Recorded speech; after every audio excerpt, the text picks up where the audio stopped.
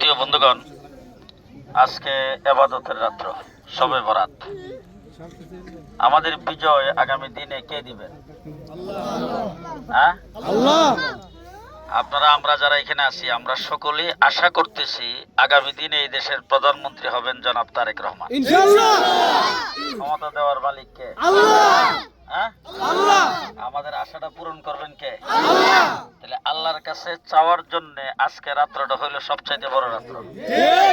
আমি আপনাদের কাছে সর্বপ্রথম যে দোয়াটা চাবো সেই দোয়া হইল, আল্লাহ পাক যেন একটা নির্যাতিত ফ্যামিলি,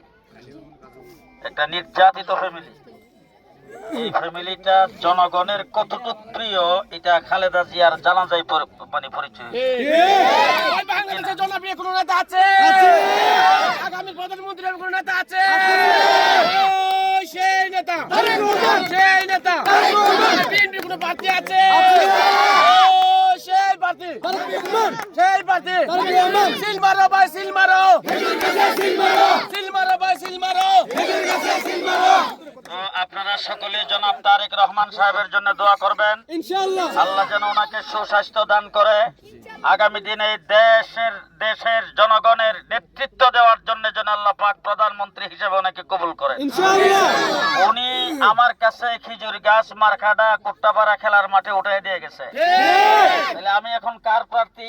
তারেক রহমানের। এখন আমি যদি এখান থেকে নির্বাচিত হই আর তারেক রহমান সাহেব যদি প্রধানমন্ত্রী হয়, তাইলে কি আমি আপনাদের এলাকার কিছু কাজ করতে পারবো বলে মনে হয়? অবশ্যই, জি?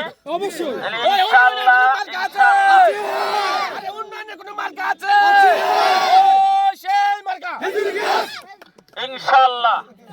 ইনশাআল্লাহ জনাব তারেক রহমান সাহেবের নেতৃত্বে আপনাদের উন্নয়ন হবে। আজকে আমি আপনাদের কাছে আসছি আপনাদের কাছ থেকে ভোট নেওয়ার জন্য। আজকে আসছি নেওয়ার জন্য। 12 তারিখের পরে যদি আপনারা ভোট দেন, আল্লাহ যদি আমাকে এমপি বানায়, 12 তারিখের পরে আসবো আপনাদেরকে দেওয়ার জন্য।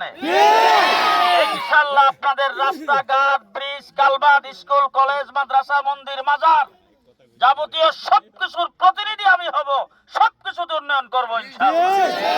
আপনারা যারা মিছিল করতেছেন, যারা কষ্ট করতেছেন, আপনাদের সকলকে ধন্যবাদ জানাই। আল্লাহর কাছে দোয়া করি আল্লাহ যেন আপনাদেরকে প্রতিদান দেয়।